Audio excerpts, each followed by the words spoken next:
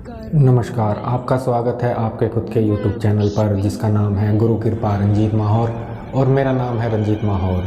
आज हम बात करेंगे माँ काली के बारे में, महाकाली के बारे में, क्योंकि लोगों की जो धारणा है महाकाली को लेकर वो काफ़ी अलग है और काफ़ी विचित्र भी है। क्योंकि इसमें ऐसा होता है कि देखिए, माँ तो माँ होती है, ठीक है, वो किसी भी रूप में हो, ठीक है। तो आप लोग ये गलत बिल्कुल भी ना लें, क्योंकि काफ़ी बार मैंने सुना है लोगों से और देखा भी है कि लोग कहते हैं कि हमारे घर में काली नहीं पुजती है, हम काली की पूजा नहीं करते हैं, तो उनकी तस्वीर वगैरह या कोई भी फ़ोटो वगैरह वो नहीं रखते हैं या कोई भी प्रतिमा महाकाली की नहीं रखते हैं। क्योंकि ऐसा होता है, महाकाली जो है वो बहुत अलग किस्म की शक्ति हैं, एक तरीके से ये कह सकते हैं हम। क्योंकि महाकाली ने हमेशा लोगों का भला ही करा है, कोई ये नहीं है कि गलत करा है। क्योंकि बहुत से लोग कहते हैं कि किसी पे काली छोड़ दी है, मरघट की काली है, चौराहे की काली है, तो आप ये बिल्कुल भी गलत ना सोचें कि कहीं की भी काली हो, काली माँ है वो, ठीक है। माँ हर रूप में अच्छी होती है और कभी भी नेगेटिव ना सोचें, क्योंकि ये माँ का जो रूप है अलग रूप है, एक तरीके से देखा जाए ये माँ पार्वती का ही रूप है, ठीक है। क्योंकि देखिए, जब राक्षसों का वध महाकाली ने करा तो इसी हिसाब से उन्होंने अनेक अनेक रूप में अवतार लिया। और क्योंकि राक्षसों का संहार भी ज़रूरी था, क्योंकि वो संहार जो करा गया था वो इंसानों के लिए ही करा गया था, क्योंकि इंसानों के ऊपर कष्ट आया था। वो राक्षस जो थे वो इंसानों को परेशान करते थे, जैसे कि रक्त बीज हुआ और शुंभ निशुंभ हुए। इन्होंने भक्ति की आड़ में लोगों को काफ़ी परेशान किया और काफ़ी अत्याचार करा लोगों पर। क्योंकि अगर आप सच्चे मन से महाकाली को याद करेंगे, आप जिस रूप में महाकाली को लेना चाहेंगे, यानी कि जिस रूप में उनकी पूजा करना चाहेंगे, सौम्य रूप में, विराट रूप में, विकराल रूप में, और वो हर रूप में अपने दर्शन देती हैं, ऐसा नहीं है कि नहीं देती हैं। लेकिन आपकी भावना सच्ची होनी चाहिए। क्योंकि ऐसा होता है, कुछ लोग या तांत्रिक लोग या भगत लोग कुछ ऐसे होते हैं जो उन्हें गलत चला देते हैं। क्योंकि शक्ति जो होती है, शक्ति कोई भी हो, तो उसमें ये होता है कि जब कोई भी इंसान किसी शक्ति की सिद्धि करता है तो उसमें ये होता है कि वो सिद्धि किस बेस पे कर रहा है, यानी किस पर्पस पे कर रहा है, उसका कारण क्या है, उस पीछे की मंशा क्या है उसकी, ठीक है ना। तो उसके पीछे का छुपा उद्देश्य क्या है, यानी कि वो सही कार्य के लिए सिद्धि कर रहा है या बुरे कार्य के लिए सिद्धि कर रहा है। तो जिस रूप में वो सिद्धि करेगा उसी रूप में वो शक्ति उसको प्राप्त होगी और उसी रूप से ही वो काम करेगी। अब जैसे कि महाकाली के ऊपर ये बातें चल रही हैं, देखिए महाकाली जो है काफ़ी शांत देवी हैं, अगर आप एक देखें तो। अब चलो मैं आप लोगों से पूछता हूँ, आप कितने ऐसे लोग हैं जिनके घर में काली नहीं पुजती है, जो इस चीज़ पर मेरी एग्री है कि हाँ हमारे घर में काली नहीं पुजती, हम काली मंदिर भी नहीं जाते। क्योंकि काफ़ी लोग हैं ऐसे, मैं ये नहीं कह सकता सभी लोग, लेकिन हैं काफ़ी लोग। लेकिन उन लोगों से मेरा एक सवाल है, मैं ये पूछना चाहूँगा कि महाकाली जो हैं आपके घर में नहीं पुजती है, ठीक है, लेकिन आप बरती तो रहते होगे ना नौरतों में, नौरतों के व्रत रहते होगे। तो मैं आप लोगों से ये पूछना चाहता हूँ इस वीडियो के माध्यम से कि जब आप नौरतों के बरती रहते हो, आप रहते हो या आपकी मम्मी पापा या आपकी बहन या आप खुद या आपका भाई, कोई भी हो, तो उन सबसे या आपसे भी मेरा ये सवाल है कि जब नौरतों में सातवां नौरता यानी कि सतवीं जो आती है, सातें, तो उसमें जो आप बरती रहते हो, क्योंकि आठें जब भी होगी और नौवीं भी जब भी होगी, जब आप सातवां बरती रहोगे, ठीक है। बहुत से लोग पूरे बरती रहते हैं, बहुत से आगे पीछे का रहते हैं, बहुत से लास्ट के दो रहते हैं। तो इस तरीके से ये नौरतों में बरती रहा जाता है, बहुत से पूरे भी रहते हैं, ठीक है। ये नहीं है कि कोई अगर कम रहे या ज़्यादा रहे या पूरे रहे तभी अलग अलग, नहीं, ऐसा कुछ नहीं है। देखिए, मन की भावना सच्ची होनी चाहिए, ठीक है। माता रानी सबको ही दर्शन देंगी और सब पर ही अपनी कृपा दृष्टि बनाए रखेंगी, ठीक है। तो मेरा सवाल यही है कि आप लोग जो ये गलत विचार या भावनाएं या अंधविश्वास एक तरीके से आप लोग फैला रहे हैं माँ को लेकर, महाकाली को लेकर, कृपया करके ऐसा ना करें। तो उन लोगों से मेरे सवाल है, जब आपके घर में नौरतें बढ़ती रहते हैं तो सातें आठें भी होती है, ठीक है, सातें आठें नौवीं इस तरीके से होती है। क्या आप लोगों को पता है जो सातवां व्रत जो आता है, सातें जो होती है, वो किसकी होती है, यानी कि कौन सी शक्ति का वो व्रत होता है? ठीक है। जैसे पहला व्रत अलग देवी का है, दूसरा अलग देवी का है, दूसरा तीसरा फिर तीसरी शक्ति का है, फिर चौथा चौथी शक्ति का है। तो इसी रूप में ये 9 व्रत होते हैं और 9 ही रूप में माँ देवी पूजती है, माँ पार्वती की पूजा होती है अन्य अन्य रूपों में, भिन्न भिन्न रूपों में। तो मैं आप लोगों से यही पूछना चाहूँगा कि जो 7वां नोरता है वो किसका होता है, कि आप लोग मुझे कमेंट में बता सकते हैं किसका होता है। यदि आपने कमेंट में सही बताया, सही गेस्ट करा जो मैं सोच रहा हूँ, जो मैं बताने जा रहा हूँ, तो आपका बहुत बहुत धन्यवाद, यानी कि आप लोग समझते हैं। ठीक है। तो मैं आप लोगों से यही पूछना चाहूँगा जो लोग नहीं मानते कि माँ काली हमारे घर में नहीं पूजती, हम नहीं पूज सकते, ठीक है, ये विराट देवी है, विकराल रूप है, क्योंकि बहुत से उनकी प्रतिमा को देखकर भी डर जाते हैं। तो मेरा सवाल यही है कि आप लोग नहीं पूछते हैं तो आप जो नौरते व्रती रहते हैं, जो 7वां भी व्रत रहते हैं, फिर आपके 8 हो जाती है, आपके 9वीं होती है, जो भी होता है, लेकिन 7वां व्रत तो आपको रहना ही पड़ेगा। ठीक है। तो लेकिन आप जो व्रत रहते हो तो क्या आपको पता नहीं है 7वां नोरता है किसका, यानी कि 7वां किस शक्ति का व्रत है? ये काल रात्रि का व्रत है, महाकाली का। ठीक है। काल रात्रि का व्रत है और इनकी सवारी जो है गधे की सवारी है।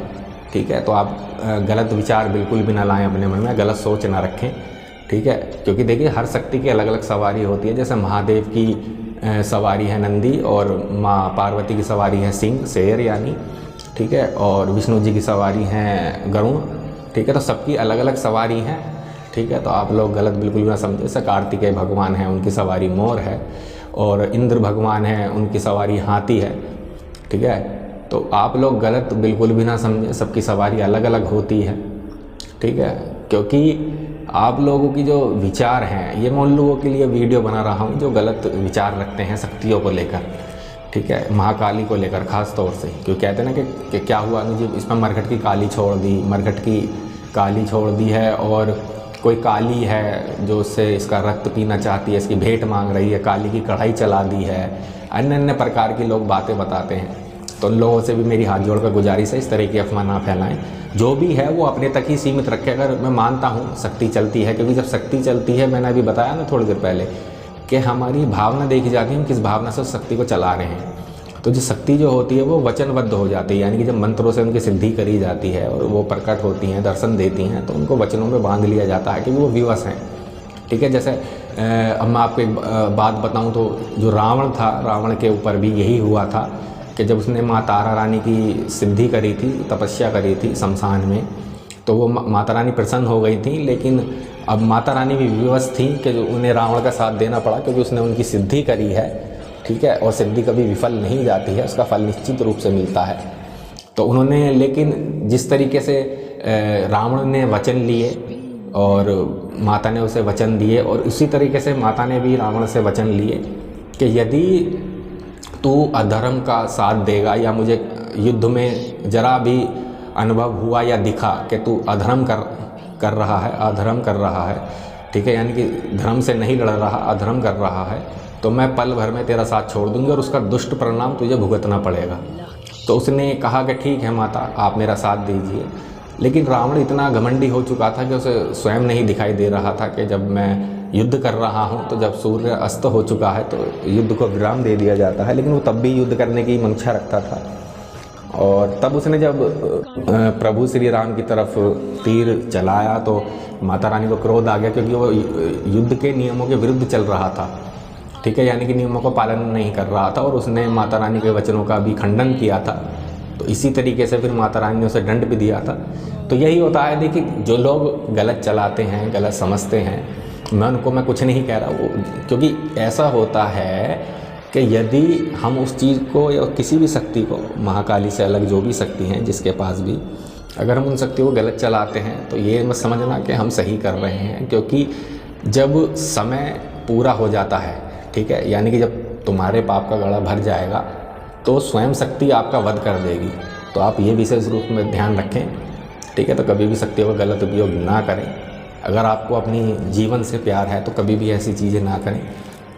तो देखिए मेरा तो यही मानना है कि आप किसी भी शक्ति की पूजा करिए, सच्चे मन से करिए, सच्चे भाव से करिए, क्योंकि कोई भी शक्ति बुरी नहीं होती है। चाहे महाकाली हो, माँ पार्वती हो, या तारा रानी हो, या कामाख्या देवी हो, ये लोगों ने अलग अलग तरीके से सिद्धि कर और उनको विवश कर कर, मैं तो यही कहूँगा विवश कर कर, क्योंकि शक्ति जो होती हैं, कोई भी शक्ति जो होती है वो हमेशा हम इंसानों का भला ही चाहती है और वो भले के लिए ही आती हैं। लेकिन हम लोग इतने मूर्ख हो चुके हैं, इतने लालच हमारे मन के अंदर आ चुका है कि हम शक्ति को शक्ति नहीं समझकर अपना नौकर समझने लगते हैं कि मैंने तो सिद्धि कर ली, अब ये मेरे वश में हो गई। देखिए, शक्ति कभी किसी के वश में नहीं होती है, वो आए भी अपनी इच्छा से है और जाएगी भी अपनी इच्छा से, ठीक है। लेकिन अगर आप सही कार्य करोगे, सही शिक्षा दोगे लोगों को, सही लोगों का भला करोगे और सत्य का साथ दोगे, हमेशा सत्य की राह पे चलोगे, तो ईश्वर भी आपके साथ स्वयं साथ साथ चलेगा और आपको आगे बढ़ने की राह भी दिखाएगा। काफ़ी लोगों से भी, ऐसे लोगों से मिलवाएगा जिससे कि आप आगे बढ़ सकें। ऊपर वाले का सिर्फ यही कहना है, मैं सिर्फ राह दिखा सकता हूँ, चलना आपको स्वयं पड़ेगा। अब ये तो है नहीं कि ऊपर वाला आएगा आपको स्पष्ट आगे बताएगा कि भाई तू फलाने फलाने आदमी के पास चल, वहाँ तेरा काम हो जाएगा, ऐसा तो नहीं करेगा। वो आपके दिमाग में, आपके मस्तिष्क में इतनी सोच उत्पन्न कर देगा कि आपको ऐसा लगेगा कि जो भी हो रहा है बिल्कुल सही हो रहा है और मैं जिस इंसान के पास जा रहा हूँ वहाँ मेरा काम बन जाएगा। तो इसी तरीके से कुदरत हमारा साथ देता है और मेरा साथ तो काफ़ी बार दिया है, ऐसी बात नहीं, मैं काफ़ी जगह फंसा भी हूँ, काफ़ी बहुत बड़ी बड़ी मुसीबतों में फंसा हूँ, लेकिन मैंने हमेशा कभी भी नेगेटिव नहीं सोचा, हमेशा पॉजिटिव सोचा और मैं आज तक इस राह पे चल रहा हूँ। क्योंकि काफ़ी लोग ये भी कहते हैं कि जी जो लोग मेरी वीडियो देख रहे हैं वो भी काफ़ी लोग सोच रहे होंगे, समझ रहे होंगे, लेकिन कुछ मूर्ख ऐसे होंगे जो नहीं समझ पा रहे होंगे, ठीक है। तो मैं उनको लिए एक बात बता देता हूँ कि देखिए, शक्तियाँ जो होती हैं, यदि आपको अपने कार्य बनाने हैं तो आप भी इस अनुभव को करके देखें, यानी कि उनकी पूजा पाठ करें, उनकी भक्ति करें, ठीक है। अगर आप किसी की यानी एक तरीके से भक्ति करना चाहते हैं, किसी का भला करना चाहते हैं, तो कोई सही गुरु ढूंढें, क्योंकि आज के टाइम में गुरु मिलना भी मामूली बात नहीं है, क्योंकि हर गुरु कमाने के लिए बैठा है। मैं सबको तो नहीं कह सकता, मैं सबको नहीं कह, कुछ लोग हैं ऐसे जो कमाई का धंधा जिन लोगों ने बना लिया। एक बात और है कि काफ़ी लोग ये भी मानते होंगे कि जो भगवान की पूजा पाठ करते हैं या इन कामों को करते हैं वो हमेशा दुखी क्यों रहते हैं। ये बड़े बड़े लोग, मुकेश अंबानी या टाटा बिरला, ये जो भी हैं बड़े बड़े लोग या एक्टर हैं, वो इतनी पूजा पाठ तो नहीं करते। देखिए, मैं आपको क्लियर बता दूं, जो बड़े लोग होते हैं और जो हम जैसे आम आदमी होते हैं, आम इंसान होते हैं, उनमें ज़मीन आसमान का अंतर होता है। देखिए, पहली बात तो ये कि अगर कहीं हम छोटा सा भंडारा भी करवा देना तो पूरे मोहल्ले में हम गा देंगे कि भाई हमने भंडारा करवाया है, आप ज़रूर आना, हम भंडारा करवा रहे हैं।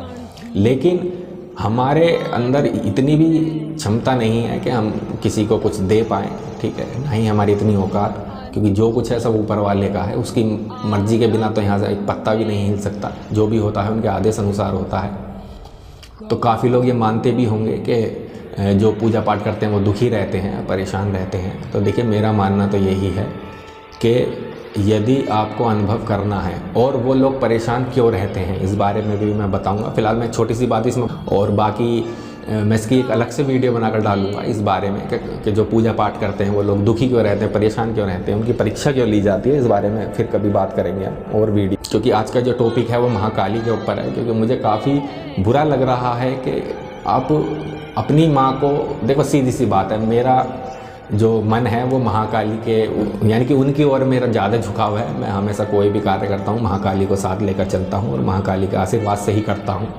ठीक है। देखिए, जो बड़े लोगों की बात है, जो कहते हैं ना कि वो लोग परेशान क्यों नहीं होते, उन पर भूत प्रेत क्यों नहीं आते, देखिए वो लोग गुप्त दान करते हैं, ठीक है, वो लोग दिखावा नहीं करते, वो गुप्त दान करते हैं। गुप्त दान का मतलब होता है उन्हें जो कार्य करवाना होता है पूजा पाठ से रिलेटिव, या उनके साथ कोई समस्या भी होती है, कहीं वो अटक भी जाते हैं, तो वो उनके कॉन्टैक्ट पंडितों से रहते हैं और वो चुप्पी अपनी पूजा पाठ करवा लेते हैं।